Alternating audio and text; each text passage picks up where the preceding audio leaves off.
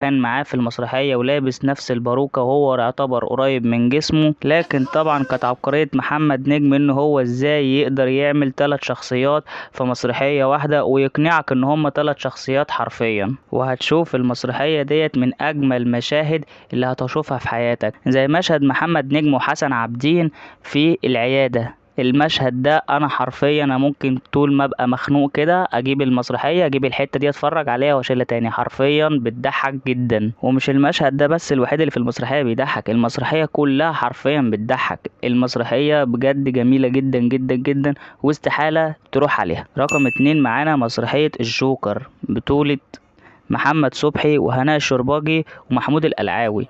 برضو من أشهر شخصيات المسرح عم أيوب، من أنجح شخصيات محمد صبحي عم أيوب.